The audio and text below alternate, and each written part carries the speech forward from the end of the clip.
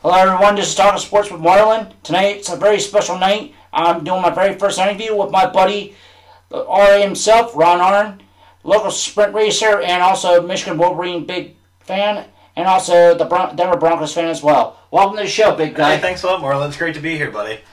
Long time no see. Absolutely. We've been doing this for weeks and weeks to try to get this done. Now we finally get it done. It's great to be here. I'm glad. Well, welcome to the show, pal. Thank you. All right. Tonight we're going to be talking more about the Wolverines and the Broncos, but first let's talk about your racing season of your sprint car racing. You do 305s. What was your best performance of this year? Actually, it was a 5th place finish here at Clinton County. I've actually had a great night. Started towards the back of the field, and luckily car got better the longer the run went, and ended up finishing 5th, which ended up tying my career best. We actually have done that, I believe it's 3 or 4 times this year, so pretty darn good year. Yeah, but I took notice that was one of your best seasons you've had in sprint car racing. Absolutely. In your career. I'm really proud of you, man. Thanks, buddy. I've been thinking of, I've been trying to track you down on your stats, make sure how you were doing. Tell you the truth, 2 top 5 finishes, 6 top 10 finishes. Hey, that's you can't smirk about it, man. That's probably one of the best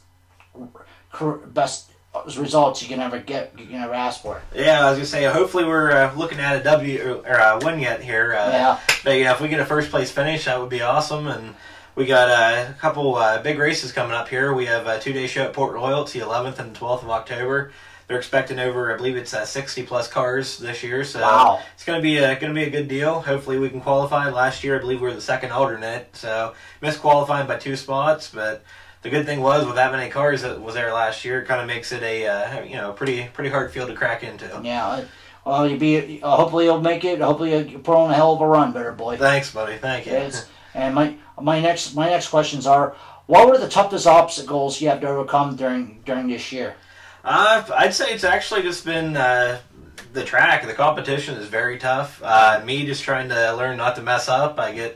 Bad thing is, if we have a little bit of trouble, miss the setup a little bit, I end up falling back and end up getting frustrated, and got to learn to get that off my shoulders, and just worry about just doing the best I can with what we got. And, sometimes, we miss a setup here or there, but most of the time we end up hitting it. I got some of the best guys working on my car that's, possible. Bob Logan, Rob Grassmeyer, Duff Aurand, Sean Fluke, Jordan Aurand. I mean, I got best guys that we can ask helping on the car. So you got the best crew you can ever ask for. Absolutely. A lot of your good friends, your father, your father-in-law. What more can you ask for, man? You have the best support you ever can have. Absolutely. I mean, my wife, she's always keeping track of all of our stats and everything, making sure she lets me know where I start, gives me the whole starting lineup and everything. She does an awesome job. Yep. And my next questions are what was your, of all the races you that were very great for you? What was the one? What was the one that stands out to you the most, that gave you some type of memory that wow, that was crazy? I'd say beginning of the year at Port Royal. I believe it started around 17th or 18th that night. And very first lap, there was about 12 car pileups, and the cars flipping the whole way down the front stretch. Days of thunder, man. Hey, it seemed like it. It's pretty crazy whenever you get down the straightaway and there's just cars flipping all around you, just stuff flying in the air. And luckily, by the grace of God, we made it through it, and ended up straightening out everything. And I think we finished 10th that night. So yeah, I was a well-earned 10th place finish. And believe it or not, folks, if you checked on Ron Aurand's site, it's on YouTube. And unbelievable, what you're about to see is 32 seconds of pure Days of Thunder. trust me, if you love sprint racing, you'd be like, wow, Ron Aurand, Cole Truck ain't got nothing on him. What can I say about that? What do you? That's awesome, man. Yep. And I will say that was a great. I enjoyed that. I enjoyed that video. I was like, wow, I was crazy. Yeah, it was pretty intense. It was, luckily, no one was hurt. Everyone made it through it safely and that. But it just kind of goes to show how, one screw up can end up costing a whole bunch of race cars. So. Yeah, I will say that. I remember when I had my first experience down a race. My first race experience down in Poyola about over a month ago. I'll never forget the experience just actually being there. Don't get me wrong, I liked it a lot. I enjoyed watching you guys race. I know it was not one of the best experiences for you, but hey, I was just enjoying the experience. I watched good races. I was down with some of your people. It was a fun time. Just the only scary part about that race, watching one of the 410 guys went over the embankment. Yeah, it was a pretty nasty crash. It was one of the nastiest crashes I've seen. Yeah, it was definitely ugly. A good thing is, he walked away. He was safe. All the safety equipment did exactly what it was supposed to do, and it was a scary deal. But in the end, it ended up being all right. Yeah. Next question. Oh, right. Any more racing questions for my main man Ron Aurand? Feel free to chat us up on MarlBlowSports.com on Facebook. Now on to the Michigan Wolverines football season so far. So far, they're going into 3-0 this week. It's kind of like a turn-up scrimmage after what they went through last week.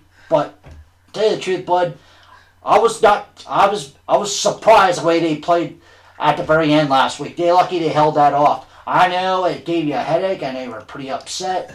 What the world in your perspective happening that day? I think Mifflin County Junior High is who showed up to play football that day. Yes. Wasn't the Michigan Wolverines. I think the big thing was, you come off a big win against Notre Dame, especially in the big house in prime time.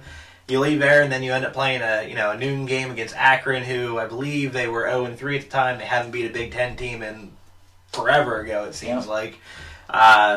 It just, everyone went in there, it seemed like they were at half motion. It didn't even seem like they wanted to be there. They just wanted to get out of there and do whatever, it was they wanted to do. But even watching Gardner play, I have no idea where when he's on his game, he could be unstoppable. When he's ain't on his game, it's like, it reminds me of D-Rob all over again. It was worse than that. Thrown, I believe it was 3 interceptions and a fumble. That was definitely not good. Hopefully he learns to, make smarter decisions with the ball. Unfortunately, like he did against Notre Dame, throwing the ball like he did in the end zone. Yeah, I know that drove you crazy. Oh, man. I was there with you there, man. I was like, wow. Absolutely. It was pretty intense, but hopefully this week, it's another primetime game. They play UConn up in UConn. Yeah. Can't believe it ends up being a primetime game, but, hey, apparently there's no other better games out there at 8 o'clock at night. I know. So. Ain't no marquee games yet, until later in the season. Yep, absolutely. What do you think about the Mifflin County Huskies going in 3-0? Now they're playing a pretty pesky but tough 0-3 Carlisle team. They're actually doing a heck of a deal this year. Unfortunately, with racing and everything, we haven't got a chance to get to a game yet. I really hope to do that here in the next coming weeks. But we're hoping that they can make some playoffs this year, and that would be awesome to see. Yeah. I was there last week's game against Central Mountain, and I will tell you right now, they got a great offense. They got unstoppable defense when it's on its A game, but their special teams, it kind of I'm not gonna lie to you, man. It's not the greatest. If they go up against like the Harrisburgs, the Chambersburgs, the Central Dolphins, we're gonna have some serious trouble. They gotta come together. They can't give up the kickoff return. They can't give up anything longer than past the 50-yard line. They do. It's gonna be.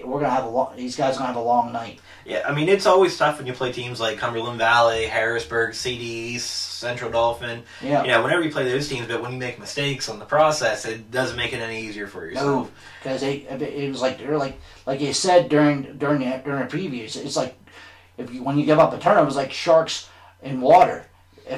Once they smell blood, it's like watch out. Absolutely, man. It's pretty crazy. Yeah, because I will say this, though. I admired the fact that they have a good backup quarterback in that game.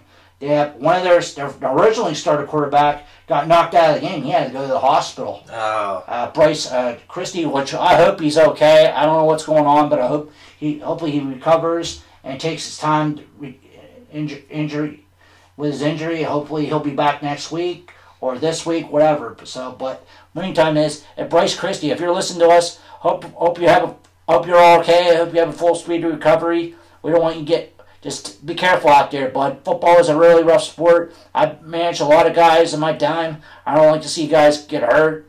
And I've seen guys got their legs messed up, their ankles twisted, arms broke, concussions, you name it, man. I've seen it all. Yeah. I never saw anybody tore his knee, but it's terrible. It's a brutal game, man. I've seen it happen. Absolutely.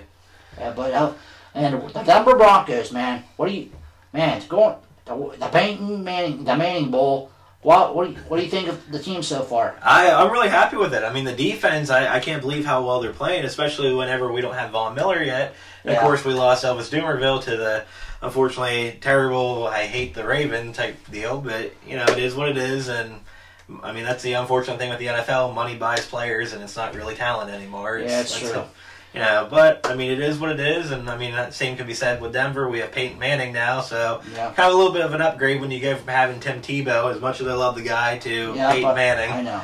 But, I mean, that's the offense. I mean, the offense is there clicking. Hopefully we can quit turning the ball over on run plays. Yeah. It seems like Monte Ball and Noshawn Moreno, I mean, I don't know what they're thinking sometimes carrying the ball, but... I mean, if you learn to just cover the ends and tuck the ball when you run up the middle instead of hanging it out in front of you, here to take the ball, it'd be a lot better off. But but I hear you there. I said the other day, you and I talked about it already. I said this Denver Broncos offense reminds me so much of the Denver Broncos in the mid '90s. I agree with you. Eddie McCaffrey, Rod Smith. Of course, we have someone similar to John Elway and Peyton Manning. I mean, still, in my opinion, not John Elway, but, it's just kind of neat having all those players there. Yeah, I agree with you, man, because they need a good running back like a Terrell Davis. If they can get someone like that, if they could get rid of the fumbleitis between those guys, they're gonna have an explosive team. And when Von Miller does come back, they said they'll make that team complete. Do you agree with that? I agree completely. I mean, it's going to strengthen the defense even more, and hopefully they're able to stop the run a little bit better. But yeah, I agree. I mean, it's the more aggressive defense we can have, just keep blitzing, putting pressure on, the more mistakes the other offenses are going to make, and it's going to just be a lot better for us. I mean, a couple of my buddies already told me they see it being the Broncos versus the Seahawks in the playoffs, and the way the Seahawks played the other night. It could be pretty interesting. I will say this, man. Seattle's no joke this year for everyone. I see after what they did to the 49ers, I consider them as like team to beat in the NFC until 49ers come back and regain themselves. Otherwise, don't be surprised if these two play each other for an NFC championship down the road. You never know. It could be round 3 in the playoffs when that time comes. Either one, it could be even up at 1-1, or maybe Seattle comes in 2-0 and 49ers somehow pull it off. But I'm telling you the truth, that Pete Carroll knows what he's doing. He's doing his job. He does. He knows how to coach his team. I admire the guy. I admire what he's done, even though he got a bit of a bad rap for letting things go at Southern Cal, but that's another game. But anyway, with Wilson. Yeah, Russell Wilson, he's a man. I will say this, man. After I saw this guy against Penn State a couple of years ago, man, he carved us like a turkey. 45-7. Nobody could carve us on our defense like that, except Mark Sanchez in the Rose Bowl back in 4 years ago. Yeah, nobody can do that. Man. I remember that game.